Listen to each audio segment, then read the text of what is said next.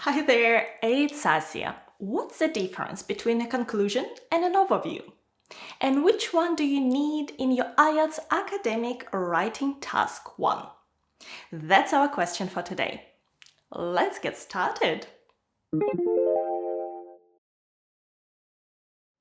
At school, we've learned that every essay should have a conclusion. IELTS writing is no different.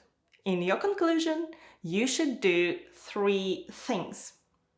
First of all, you should link back to the essay question and briefly restate your main points. Then, you should express your opinion. Of course, if it's required, not all IELTS topics require an opinion. And finally, you should give a final recommendation or forecast. This is an optional point. So what about your academic task 1? The task is to describe several charts, maps, a table, or a diagram. And I know that sometimes we call it task 1 essay, and I don't really mind the word, but strictly speaking, it's not an essay. It's a report.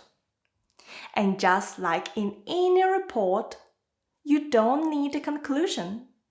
What you need is an overview. What is an overview? Well, that's a very short summary of the main features of your charts, maps, tables, or diagrams. It should be 1 or 2 sentences long. Let me show you an example. The task is: the charts below show the average consumption of 3 nutrients by adults in the UK. All of these nutrients may be unhealthy if eaten too much. Summarize the information by selecting and reporting the main features and make comparisons where relevant.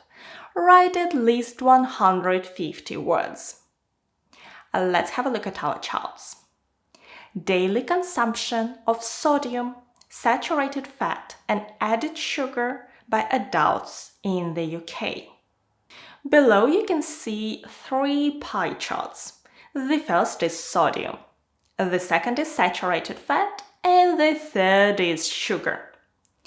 Each chart shows what percentage of the nutrient is consumed with each meal: breakfast, lunch, dinner, and snacks.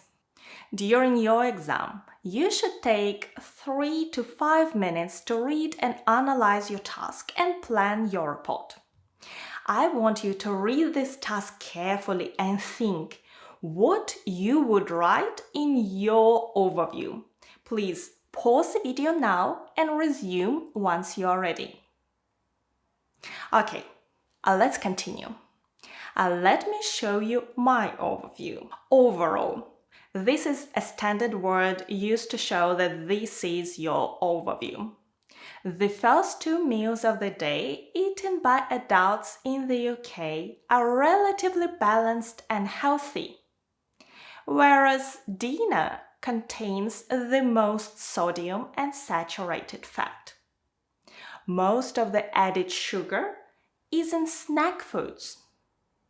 You see, this overview gives the big picture, the summary of the most important information from all the charts. It's not too long, and it doesn't give any unnecessary details and consists of 2 sentences. If you're surprised to see the word foods as plural, this is because, in this case, we're talking about different kinds of food. And in this meaning, the word food is countable. Different types of snacks or different types of snack foods. As for our overview, I've taken it from my sample task 1 video, and if you'd like to see the full answer and hear the explanation of how it was written, watch this video. It's linked in the video description box below.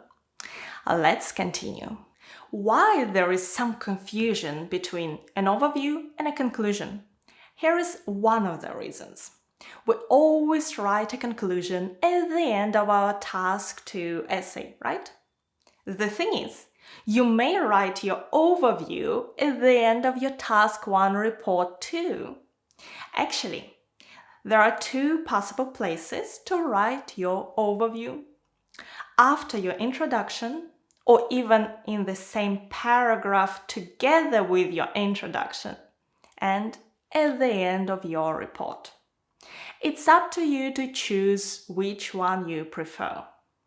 But there is one thing for you to consider.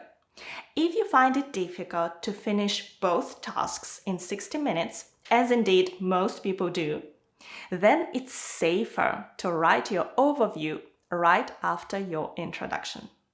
This is because of the way your task is assessed. Your overview is seen as a very important part of Task 1. If there is no overview, you'll be penalized. Your task achievement score will go down, and task achievement is the first of the 4 criteria that IELTS examiners use to assess your answers, and it weighs 25% of your score. Never miss an overview in Task 1 and never miss a conclusion in Task 2. If you're running out of time, shorten your body paragraphs instead.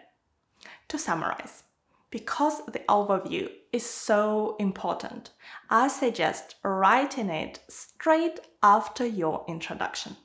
Of course, your overview is just a small part of your Task 1 report.